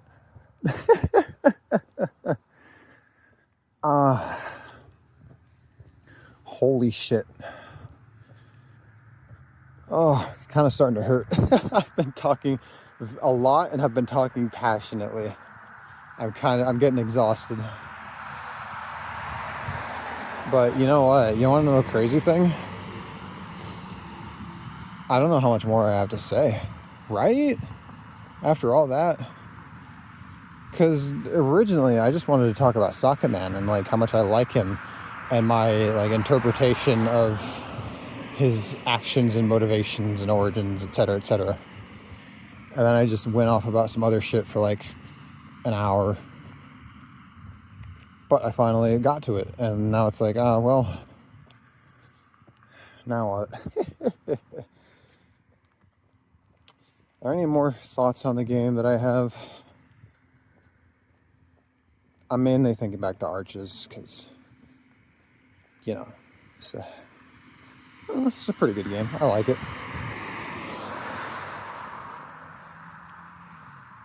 I'm sure I'd have other things to say if I, like, thought about it for a minute. So you know what I'm going to do? I'm going to think about it for a minute. I remembered there is a really cool through line in Echo and Arches. So, in Echo, there's, like, the sound of static comes up a few times. And I'm mainly remembering the sound of static in relation to Shadow Chase, or the Embrace, I think as it's called. Like, those two are connected. And on that note, the scene that I'm really thinking of, that really comes to mind, is in Jenna's route, when the gang is I don't remember where they are or like where they're going, but it's Chase, Jenna, Leo, and Micah who come across Leo's old van. And what you kind of learn in that scene and is expanded upon in Route 65, or maybe another route too, I don't fully remember, is that van is where Leo and Micah hooked up when Micah was way too fucking young. But anyway, when they're at that van, the radio is either on or comes on, and it's just static, except they start hearing a voice in it. And now I'm trying to remember if there's other instances of this, because this could be colored by my just memory of Arches, but I remember there being multiple instances where characters describe like hearing voices in static. This also could be colored by my idea of like, I don't know, a song based on Echo that I would have titled Voices in the Static, because it's like, you know, it's kind of a cool title, I think. I don't know, I think it's pretty good. But anyway, so there's that. But then you get to Arches. And it's, I like it. I like it a lot. So Cameron talks about his mom and how his mom one day, I think, like turned on a fan and was like, somebody's talking to me. What he explains is that Cameron's mom started hearing a voice in this like electric fan. He couldn't hear it, but apparently someone was talking to her like through the white noise of this electric fan. And, you know, sounds like some kooky shit. But then Cameron is kind of having a panic attack after his second experience in the motel room with the raincoat monster. And he's just walking along this dirt road and he's hearing a bunch of like just scattered voices saying things to him, or just like speaking, kind of, because they seem to be like just snippets of random contextless voices. He stops walking, the voices stop. He eventually makes the connection that he hears the voices as he's shuffling around the gravel. So now he's hearing voices in like white noise. And that is just like, it's just neat, right? There's just this element of the first game that's like kind of kept and then expanded upon in the sequel. And it's got me thinking like, well, is that like a mental illness thing, or is that just a thing that Echo will do to you? Perhaps a little bit of both. Leaning towards the latter, because again, when they're at the van and that voice comes through the static, everybody hears it. Chase, Jenna, Micah, and Leo hear it. Now, are all of those people completely mentally stable? No, but I think Jenna is like a pretty normal person, all things considered. Does she have baggage? Of course she does. Anybody's gonna have baggage with the childhood she had. But you know, Chase and Leo are on some other bullshit. So it would make sense if either of them heard the voice in the static, but now everybody does.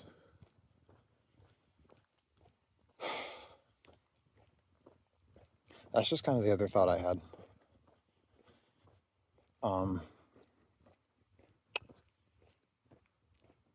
Well, shit. God,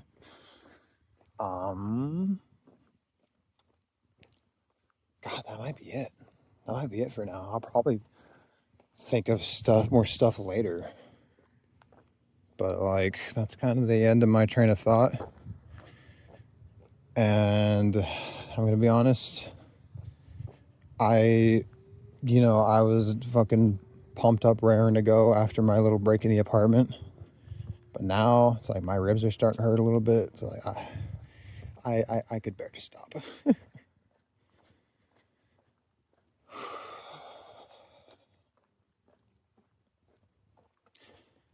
My mind is just like going back to Cameron and his mom, and again, this like thing he has where he does not want to end up like her, because it's this like thing he has. Again, you can't blame him for thinking this way. You can't blame him for thinking like, oh God, I hope I don't have the same fate as her. Most of us kind of hope that we don't end up drowning under a bridge trying to chase what we see as a delusion, or what most people would see as a delusion. But where the fuck was I going with that? Just like, I don't know. I think it's a neat little thing that he has and kind of gains more perspective on, because you see this little mini arc of him like being afraid of becoming his mom, and then at the end he imagines she's holding his hand as he's walking through this cave, or the mines rather. God, Cameron's such a good fucking character. So now I'm thinking like, it's just another interesting thing how he's like very musically talented, but then that talent, those dreams just didn't really go anywhere. Like tangible, that's for sure. And then after the events of Echo, he tries to take up music again, but he's just completely lost the passion. Again, like what gets me about Arches is that it's so real. This is just like real shit that happens to people. It doesn't feel like a character with like a list of personality traits. This is just the kind of thing that happens in the complexities of someone's lived experiences. We do just put a lot of time into passions or interests and then just kind of drop them, or maybe even try to make something of them, but it just doesn't work out the way that we want it to. Lord knows I've spent a ton of like time and energy doing things that didn't pan out. I don't know, it's just the kind of thing that happens. That's just life. And sometimes you're really passionate about something, and either through time or trauma, one day it's just gone.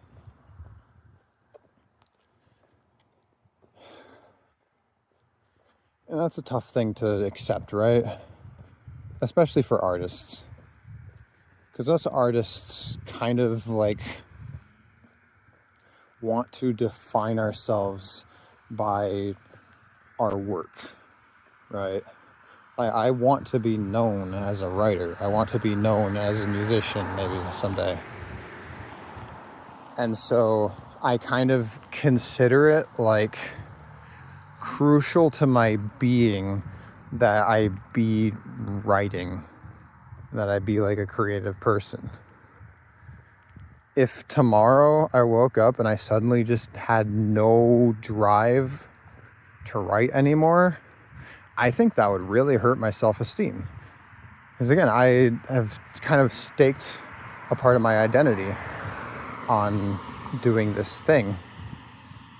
Maybe even being good at this thing to some extent. So yeah, just completely losing the passion for it, that would be like really difficult to deal with. But of course, one of the like ultimate messages in Arches is that you can like find happiness and contentment no matter the circumstances. Like Cameron goes through hell. He loses chunks of himself, both, you know, in his childhood, early adulthood, and through the events of the game. But at the end, he seems happy. He seems content. He's like, again, looking forward to things and contemplating life with a positive outlook. And, you know, that doesn't mean life's like probably peachy for him, but seems ultimately good.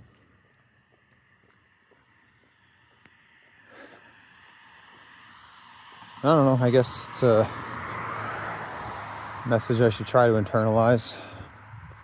I just kind of get in my own head about these things, I guess. And you guys get to get a look inside my head when I go on these fucking insane rants. Like, I'd have to go back. I don't know if I've ever like talked on this channel, or maybe even ever, the way I talked about like TJ's route back there. Like, holy shit. I was getting into it. I'm not like ashamed of it.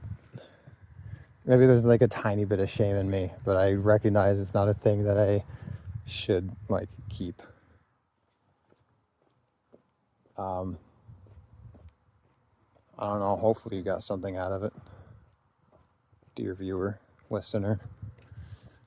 I don't know, I've kind of thought about putting B-roll of some kind over these, but these are basically podcast episodes. Enver called it the Derma podcast. Like, I don't plan on having a visual component aside from working on cute little thumbnails. I've been enjoying making these thumbnails, putting just like a little bit more effort into them. It's not a lot of effort. You want to know how I made the last one? Here we go. I took that image of my Sona. Yes, my fur Sona. His name is Don. I just took that photo in Photopea, a browser-based free alternative to Photoshop. Colored in the eyes black. Then I took a background image from the files of Arches. It's that red, like those red arches on the black background. I took that image, took the image of my Sona, put the background over the image of my Sona, and turned the opacity to, I think, 65 or 70%. Oh, right, and then I put all that over a black background because the image of my Sona is a PNG with a transparent background. So,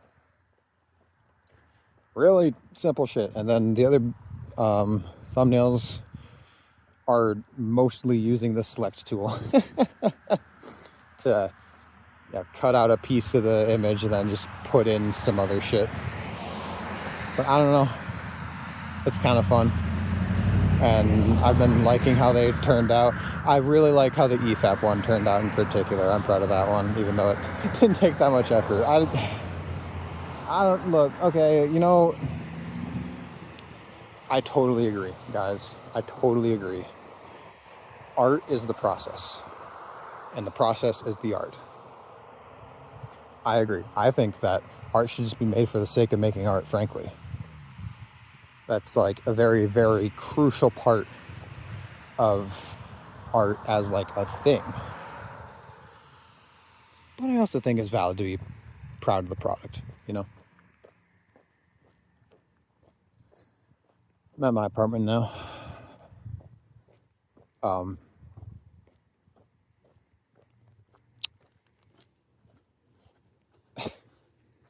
I think I'm supposed to say something. Take care of yourselves. Peace. Peace. Oh, thanks for listening as well. If you made it this far, I really appreciate it. I hope you enjoyed. Okay, bye.